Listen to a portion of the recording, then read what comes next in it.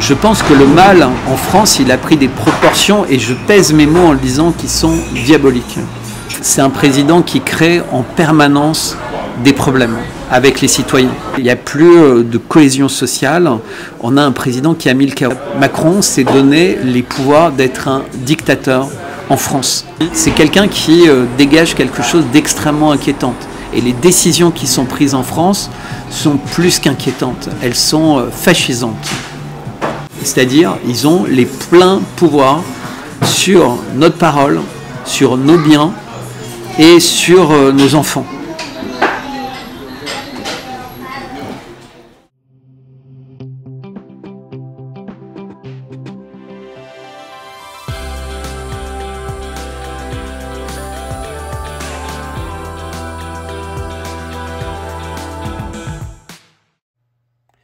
La semaine dernière, des émeutes à grande échelle ont éclaté dans toute la France. Désormais, le gouvernement et le président Macron accusent les réseaux sociaux d'inciter et d'alimenter les troubles. Ont-ils vraiment des motifs pour de telles mesures visant à réguler intégralement, voire même à éteindre les réseaux sociaux ? Alors, effectivement, depuis 15 jours, il y a eu des émeutes en France, ça s'est calmé. Mais depuis que le président Macron, il y a des émeutes. Il y a eu des émeutes avec les Gilets jaunes. Il y a eu des émeutes, là, récemment, sur cette question-là, d'un assassinat ou d'un accident ou d'un fait divers dans la banlieue, selon ce que pensent les personnes. Mais surtout, il y en a eu aussi au moment des retraites. Donc, c'est un président qui crée en permanence des problèmes avec les citoyens. Et ces problèmes, il veut toujours les résoudre avec plus de censure. Parce qu'en fait, il voudrait que les Français écoutent ce qu'il dit comme s'il était un dieu et ne réfléchissent plus par eux-mêmes. Et le problème des réseaux sociaux, c'est un endroit où les gens réfléchissent différemment et s'inquiètent de la tournure des choses en France. Parce que qu'est-ce qui s'est passé dans le chaos des 15 derniers jours? C'est qu'on a eu, encore une fois, une volonté de diviser les Français entre eux. Et c'est toujours la même chose. On a divisé les gens qui avaient confiance dans la police avec les gens qui étaient pauvres, immigrants, noirs, arabes dans les banlieues. Et ce qui fait qu'à chaque fois, il y a des nouvelles fractures. Il y a eu des fractures sur la santé avec la pandémie. Il y a des fractures sur la vision du monde entre l'OTAN et la Russie. Et maintenant, il y a une fracture, presque une guerre de religion, entre les banlieusards et les villes avec les commerces. Et on voit qu'en fait, la société ne fonctionne plus de façon unie. Il n'y a plus de nation. Il n'y a plus de cohésion sociale. On a un président, c'est la première chose. Et la deuxième chose, c'est que la loi, elle n'est pas sortie depuis les émeutes. Elle était déjà prévue avant. Et en fait, ce que permettent les émeutes, c'est de faire passer cette loi très facilement, alors que s'il n'y avait pas eu les émeutes, elle ne serait jamais passée. C'est-à-dire que les parlementaires, s'il n'y avait pas eu les émeutes, ils auraient regardé la loi et ils auraient compris que c'est inadmissible. C'est inadmissible de pouvoir allumer à distance les téléphones portables des citoyens français. C'est inadmissible de pouvoir, par simple décret, sans juge, sans le Parlement, juste avec le Conseil des ministres, de décider de saisir les biens, de décider de demander aux gens de rentrer sous les drapeaux et d'aller faire la guerre. Mais c'est pire que ça. C'est qu'en réalité, aujourd'hui, le président peut décider ça, non pas parce qu'il y a une agression au cours de la France, non pas parce qu'il y a un danger immédiat, mais parce qu'il perçoit la possibilité qu'un danger immédiat arrive, on ne sait pas quand. Donc c'est très flou. Donc en fait, le président français, avec l'Assemblée nationale et le Sénat, s'est donné les pouvoirs d'un dictateur. Macron s'est donné les pouvoirs d'être un dictateur en France. En quoi les émeutes récentes différaient-elles de toutes les précédentes? Pourquoi les gens étaient-ils si en colère? En fait, alors il faut bien comprendre que les émeutes qui sont organisées avec les réseaux sociaux, c'est des émeutes de plusieurs dizaines ou centaines de milliers de personnes. C'est-à-dire que les réseaux sociaux sont efficaces pour avoir beaucoup de monde. Donc c'était le cas des manifestations pour les retraites ou des manifestations contre le pass sanitaire pendant la période du Covid. Et là, il y avait des dizaines, voire des centaines de milliers de personnes qui venaient et les réseaux sociaux avaient aidé à ça. Dans ces émeutes, on n'a pas du tout des gros rassemblements de personnes. En fait, c'est comme des commandos qui sont allés piller des magasins, mettre à feu des maisons. Donc le président dit c'est grâce aux réseaux sociaux, mais pas du tout. Les personnes qui veulent organiser des pillages, etc., ils n'ont pas besoin de réseaux sociaux. Il suffit de s'envoyer des SMS, de s'appeler les uns les autres, mais ils ne vont surtout pas laisser de traces sur les réseaux sociaux. Donc c'est une fausse excuse. En fait, en utilisant l'excuse des réseaux sociaux contre ces manifestations, qui ont fait peur à tout le monde, parce que les gens étaient tous touchés, puisque le matin, vous revenez dans la ville, vous avez entendu des bruits toute la nuit, les magasins sont détruits, et c'était dans toute la France. Alors que les manifestations, c'était surtout dans les grandes villes, et elles étaient rarement violentes. Elles ont été de temps en temps violentes à Paris ou ailleurs, mais c'était toujours dans le cadre d'affrontements directs entre des dizaines de milliers de manifestants et des centaines de CRS. Là, cette fois, il n'y a pas eu de violence. À aucun moment, on voit la police se battre avec les manifestants. Ça n'arrive pas. D'ailleurs, ils peuvent cambrioler, on voyait les images, librement. Donc il y avait un autre objectif en fait. Donc il y a un gros mensonge en disant que c'est à cause des réseaux sociaux, parce que pour faire ça, ils n'avaient pas besoin des réseaux sociaux. La seule chose, c'est que les réseaux sociaux permettaient de voir la réalité des choses.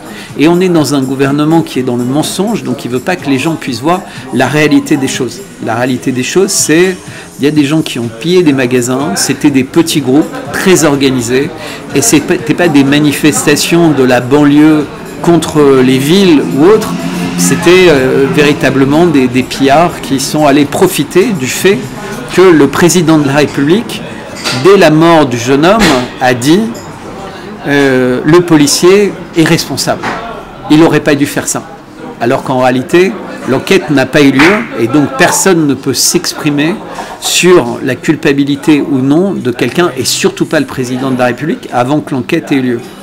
Donc les manifestations, c'est un moyen formidable de faire passer des lois juste avant les vacances d'été qui sont extrêmement liberticides et qui ne seraient jamais passées sans le chaos. Donc on peut se demander qui était particulièrement heureux de ce chaos. Et la France est dans un chaos permanent, comme je disais tout à l'heure. Depuis que le président Macron est élu, il y a le chaos. Notre-Dame a brûlé, on ne connaît toujours pas le résultat de l'enquête, et après, la France a été le laboratoire des pires décisions qui ont été prises sur tous les sujets. Peut-on dire que la réaction actuelle des autorités françaises, menace d'éteindre les réseaux sociaux, de confisquer les voitures, de priver les parents de droits parentaux, est une atteinte aux grands principes de la France, liberté, égalité et fraternité? Oui, alors ce qui est très étonnant, c'est que cette nouvelle loi qui permet de porter atteinte à la fois aux personnes, à leur liberté, à leur intégrité physique, puisqu'on peut éventuellement les mobiliser sous les drapeaux, mais également à leurs biens, donc à la possibilité de propriété, c'est la loi la plus liberticide imaginable. Tous les pays, toutes les grandes démocraties ont des lois qui permettent de mobiliser les citoyens en cas de guerre. Mais c'est des lois qui sont extrêmement précises. En Russie aussi, il y a des lois de mobilisation, en France, aux États-Unis. Il y a des lois qui sont extrêmement encadrées avec un processus parlementaire, éventuellement l'intervention de juges, etc. Là, on a une loi qui permet par simple décret au président d'agir et les conditions d'action sont extrêmement floues. Et ce qui s'est passé, c'est que cette loi, elle est passée inaperçue, c'est-à-dire que c'est mi-juin, au moment où il y a eu les attentats au couteau à Annecy, que la loi a été mise à l'Assemblée. Et donc pendant une semaine, comme il y avait eu des violences contre des enfants au couteau, même les parlementaires ne regardaient pas, tout le monde était inquiet, qu'est-ce qui se passe en France, pourquoi des gens veulent assassiner les enfants dans des parcs, etc. Ensuite, il y a eu d'autres faits divers, une mamie qui s'est fait piquer violemment son sac à main, etc. Et à chaque fois avec des images très précises de la situation. Et donc les médias n'ont parlé que de ça. Et là, arrive cette loi, personne n'a véritablement lu cette loi, n'a compris les conséquences. Même les députés qui avaient été vigilants, même les sénateurs qui ont été vigilants, n'ont pas compris à quel point cette loi était dangereuse Pour ce qui est la France, liberté, égalité, fraternité. Mais ce qui est étonnant, c'est qu'au même moment, au Luxembourg, quasiment la même loi est passée. Et donc on voit bien que tout ça c'est concerté, c'est organisé. Et on va découvrir que maintenant d'autres pays vont suivre l'exemple de la France, puisqu'en fait quand la France prend une décision, il y a beaucoup de pays qui disent bah regardez ils ont fait ça en France à l'unanimité, donc on va faire la même chose chez nous. Et les journalistes, les parlementaires vont dire si les Français ont fait ça, ils y ont réfléchi, on va accepter. Et on voit bien qu'en fait l'Europe est de plus en plus liberticide. Ils veulent faire la même chose aux États-Unis, puisqu'ils s'attaquent au premier amendement et au deuxième amendement. Donc il y a une volonté de créer un 27e, 28e amendement qui limite en fait la portée du premier amendement sur la liberté d'expression et le deuxième amendement qui est la liberté de posséder des armes pour retourner un gouvernement qui empêcherait la liberté d'expression. Puisqu'en fait aux États-Unis la Constitution américaine tourne autour de ces deux principes clés. C'est on doit pouvoir s'exprimer librement et si quelqu'un vous en empêche, vous avez le droit de prendre les armes pour le virer. Ça c'est la base. Et ben dans un pays comme la France, les armes sont interdites, elles ont été ramassées. Maintenant, on n'a même plus le droit, si le président fait un décret, de dire non, puisqu'en fait, on peut se faire confisquer sa maison, c'est des amendes énormes et c'est une pression psychologique maintenant qu'il va y avoir qui est très forte. Puisque même le Parlement qui a voté pour ça et les sénateurs qui ont voté pour ça viennent d'accepter en fait de ne plus être consultés si le gouvernement, en cas de pandémie, en cas de conflit qui déborde en Ukraine ou ailleurs, décider qu'il va mobiliser tout le monde, qu'il va prendre les biens de tout le monde, qu'il va dire aux gens ah vous habitez à la campagne, et ben pour le climat c'est dangereux. Donc on vous confisque votre maison et en plus vous n'avez même pas, le gouvernement n'est même pas obligé de rembourser la réalité de ce que ça coûte. En fait il peut vous installer quasiment dans une tour en vous disant maintenant ça va vous suffire. Non mais c'est très très sérieux et c'est très grave ce qui se passe en France. Très très grave. C'est vraiment, on est en train de rentrer en dictature, mais c'est une dictature démocratique et parlementaire. C'est-à-dire que cette dictature, elle a été instaurée par des gens qui étaient censés représenter des possibilités de contre-pouvoir intellectuel, mais les médias sont tous unanimes dans le sillage du président Macron, parce qu'en fait les médias appartiennent tous au même groupe d'intérêt, en fait à une poignée de milliardaires qui sont très amis avec ce système-là, et les parlementaires, même les parlementaires d'opposition, sont tombés dans le piège d'un mois de chaos, de faits divers avec des tentatives d'assassinat, cambriolage, etc. Et là, le chaos avec les banlieues. Et c'était juste ce qu'il fallait pour que, complètement aveuglément, tous les parlementaires et tous les médias disent il faut absolument voter cette loi. Ne réfléchissez pas, votez, c'est bien pour vous. Et il y a très très peu de personnes qui réagissent, à part à l'étranger où les gens disent mais qu'est-ce qui vous arrive en France, vous êtes malade? Et des gens comme moi qui s'expriment, mais on ne sait pas combien de temps encore on va pouvoir s'exprimer. Peut-être que dans un mois, on va suspendre toute possibilité de s'exprimer sur Twitter, puisque c'est la prochaine loi qui est en train d'être discutée en ce moment. C'est-à-dire il y a une nouvelle loi qui a 4 fois été refusée au Parlement, et là elle repasse dans des circonstances très favorables, et il est possible qu'elle passe quasiment à l'unanimité, et qui permet de nouveau au gouvernement de décider par décret de qui a le droit ou pas de s'exprimer sur les réseaux sociaux. Non mais c'est monstrueux, c'est monstrueux. Comment la société française réagira-t-elle à de telles mesures? Qu'est-ce que cela signifiera pour le pays? De nouvelles protestations encore plus sérieuses peuvent-elles éclater? Petit 1, les médias n'en parlent pas. Donc quand les grands médias, la télé, la radio ne parlent pas de mesures liberticides, les gens n'ont pas conscience. Petit 2, c'est la période des vacances qui commence. Donc les personnes ont uniquement la tête dans les vacances, ils se disent on vient de vivre des mois et des années de malheur, de stress, etc. Finalement, il n'y a pas la guerre, il n'y a pas d'explosion nucléaire en Ukraine, il n'y a pas de mobilisation de mes enfants, il n'y a pas trop de censure. Et donc ils ferment les yeux et tout ça va passer tranquillement pendant l'été.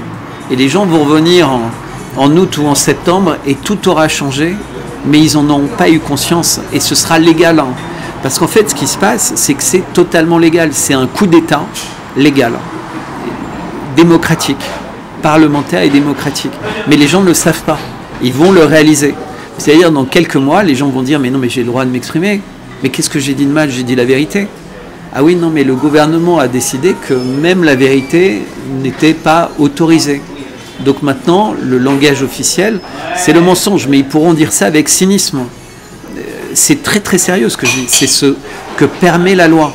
Alors ils disent évidemment non, non, mais on ne va pas l'utiliser dans ce sens, ne vous inquiétez pas, ce serait que dans un cas très grave. Mais si c'est dans un cas très très grave et très spécifique, pourquoi la loi, elle n'écrit pas très spécifiquement et pourquoi elle est floue? Elle est floue parce que comme la loi sur la pandémie, ça commence comme ça et pas à pas, en fait, ils vont tout obtenir. Mais cette fois-ci, ils n'ont même pas eu besoin de faire semblant d'aller pas à pas, ils ont tout obtenu d'un seul coup. C'est-à-dire, ils ont les pleins pouvoirs sur notre parole, sur nos biens et sur nos enfants.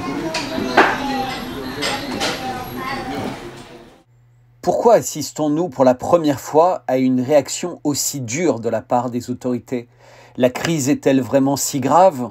De quoi le président Macron et le gouvernement ont-ils peur maintenant? Mesures dures, le seul moyen de rester au pouvoir? Petit 1, le gouvernement en France, il n'y a aucun problème pour rester au pouvoir. On voit bien que ce soit les gilets jaunes qui ont été matés dans le sang, hein, des yeux perdus, les mains arrachées, etc., que les manifestations pour les retraites, le gouvernement a une police extrêmement nombreuse et les manifestations comme ça n'a aucun impact. Là, la différence des manifestations des banlieues, c'est que ce n'étaient pas des manifestations, c'était des bandes qui sont allées se servir dans les magasins, à proximité de là où les gens habitent, et étonnamment d'ailleurs, qui ont attaqué des mairies ou des lieux de pouvoir. Donc c'était extrêmement symbolique. On peut se demander d'ailleurs s'il n'y a pas quelque chose d'assez ressemblant avec ce qui s'est passé le 6 janvier aux États-Unis ou après l'élection de Lula au Brésil, où beaucoup de personnes s'étaient demandé s'il n'y avait pas des gens qui s'étaient introduits au sein des manifestations pour les faire exploser dans la violence. Et donc il y a un certain nombre de personnes qui s'interrogent qui étaient les personnes cagoulées, qui étaient déposées en voiture et puis qui remontaient dans des voitures un peu après avoir dirigé, entre guillemets, vers des objectifs plus stratégiques les manifestants. Parce qu'en fait, il y a eu des manifestants très jeunes, extrêmement faciles à manipuler, très malheureux dans leurs conditions de vie, parce qu'aujourd'hui, en France, il n'y a plus d'espoir. Il y a 20 ou 30 ans, quand vous étiez dans des banlieues pauvres, que vous étiez un immigré, vous aviez la possibilité d'une ascension sociale. Vous pouviez devenir chauffeur de taxi, bien gagner votre vie, acheter une maison, avoir vos enfants qui étudient, etc. Aujourd'hui, on a ce qu'on appelle l'ubérisation de la société. Donc si vous êtes de la même banlieue, éventuellement vous pouvez être chauffeur Uber, mais vous allez gagner 10 fois moins d'argent en fait que ce que pouvait gagner un chauffeur de taxi. Vous allez devoir travailler 7 jours par semaine, 10, 11, 12 heures dans la journée pour commencer à gagner votre vie. En fait, vous devenez esclave. Et donc les personnes préfèrent parfois les trafics, la drogue, la prostitution, la violence. Et pour les parents, ils n'ont plus le droit d'exercer leur autorité. Parce qu'en fait, la France, c'est un pays où si un parent donne une gifle à son enfant ou est sévère avec lui, il peut être mis en prison. C'est-à-dire qu'en fait, les parents et les professeurs à l'école n'ont plus le droit d'autorité. Donc le seul quasiment qui a le droit à l'autorité, ça c'est un gros changement avec le Covid, c'est l'État. C'est-à-dire qu'on disait on n'a plus besoin de l'autorisation des parents pour vacciner les enfants. On n'a plus besoin de l'autorité des parents pour faire le changement de sexe des enfants. On n'a plus besoin de l'autorité des parents pour décider ce qui est bien ou mal pour les enfants qui n'ont pourtant pas le droit de voter. On est dans un pays qui est un laboratoire de la folie du monde. Et donc le gouvernement n'a absolument pas peur de rien puisqu'il contrôle tout ça. Le gouvernement contrôle le narratif, il contrôle les médias principaux, il contrôle la presse, il contrôle les grands groupes financiers, donc la pub qui passe partout, il contrôle les associations qui financent ou pas dans les quartiers, il contrôle les allocations familiales qui sont données ou pas dans les quartiers, il contrôle les flux d'immigration et qui vont avoir un impact sur la vie, entre guillemets, des personnes qui sont dans des milieux où vont s'installer les personnes plus proches. Donc on a un gouvernement qui contrôle cette politique de chaos parfaitement bien et qui a toujours dans les tiroirs les lois qui lui permettent de prendre contrôle de tous les autres en utilisant le système démocratique parlementaire de la France. Donc on est véritablement dans une démocratie astucieuse, et j'aurais même envie de dire, on est dans une démocratie diabolique en France. Et quand le président Vladimir Poutine dit c'est une guerre entre le bien et le mal, je pense que le mal en France, il a pris des proportions, et je pèse mes mots en le disant, qui sont diaboliques. De telles décisions des autorités sont-elles une menace pour la démocratie en France ? En France. La France n'est plus un pays démocratique. Vous savez, le président Macron, il a été élu en 2017 sur un malentendu. Le candidat qui devait être élu s'appelait Fillon. Et il a été détruit par une campagne de presse et une campagne de justice extrêmement accélérée.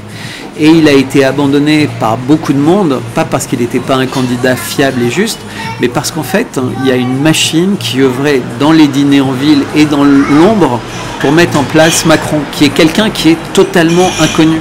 Je vous rappelle que c'est un président qui a 44 ou 45 ans, personne ne connaît son enfance, personne ne connaît l'enfance de la deuxième moitié du couple Macron. Vous imaginez une grande démocratie qui élu quelqu'un qu'on ne connaît pas? C'est un mystère. Et le mystère est de plus en plus grand parce qu'on a quelqu'un qui n'est pas aimé, qui est détesté par les gens. Tout le monde pense au fur et à mesure qu'il va être rejeté, qu'il ne va pas être élu. Et il est tout le temps réélu et son pouvoir s'accroît. Et il a un pouvoir considérable sur les médias, sur les parlementaires, sur les gens qui travaillent avec lui. Il y a quelque chose de très étonnant. Et vous savez, c'est quand même quelqu'un qui ose essayer de s'inviter au congrès des BRICS. Donc il pense qu'en fait, il a un pouvoir, et j'utilisais le mot diabolique, il a un pouvoir sur les personnes qui dépassent la raison. Et je pense que les personnes qui ont décidé de l'avoir le plus loin possible de lui ont compris que c'était l'intérêt. C'est quelqu'un qui dégage quelque chose d'extrêmement inquiétant. Et les décisions qui sont prises en France sont plus qu'inquiétantes. Elles sont fascisantes.